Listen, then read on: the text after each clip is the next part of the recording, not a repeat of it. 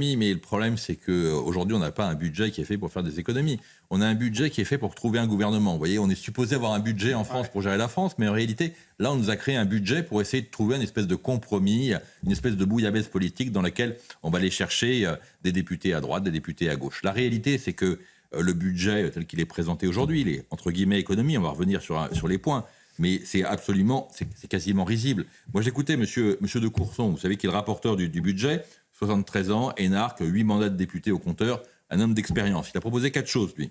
Il a proposé d'abord d'alléger les impôts pour les couples modestes, pour ceux qui gagnent 2 fois le SMIC. Il faudrait peut-être lui dire à M. de Courson qu'il y a 50% des Français qui ne payent pas d'impôt sur le revenu, dont cette catégorie-là. Donc une proposition qui ne sert à rien. Ensuite, il voulait défiscaliser les heures supplémentaires.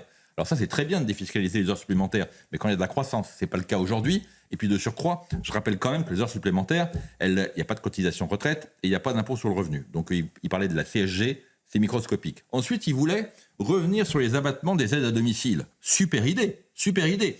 On a exonéré à 50% les aides à domicile pour lutter contre le travail au noir. Ah ben, il veut revenir dessus, comme ça au moins, et on va retrouver du travail au noir. Très bonne idée. Et puis alors, la dernière idée qui est géniale, c'est qu'il veut toucher au pacte Dutreil. Le pacte Dutreil, c'est quoi ?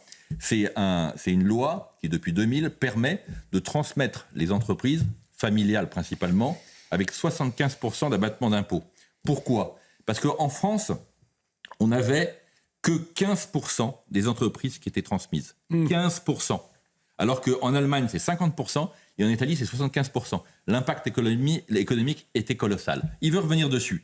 Alors effectivement, les vrais problèmes de la France, on s'en occupe. On ne va bien entendu pas parler de la dette, bien entendu pas parler du déficit, bien entendu pas parler des 100 milliards du coût de l'État qui ont augmenté depuis 3 ans. On parle d'aucun des vrais problèmes. C'est-à-dire qu'on retourne à la case des années précédentes, on ne prend aucune décision parce qu'on sait très bien que pour économiser 200 milliards, qui est réellement l'économie qu'il faut faire aujourd'hui, eh bien, il faut prendre des vraies décisions. Eh bien, on continue à pas prendre de décisions, on continue à vouloir travailler à la marge au sparadrap, et la réalité, c'est que M. Lecornu, il n'aura pas de majorité, donc on va se retrouver avec cette fameuse loi spéciale au mois de décembre qui permettra de reconduire le prélèvement de l'impôt, le salaire des fonctionnaires et de la sécurité sociale, et puis voilà, ensuite, rideau, il ne se passera rien.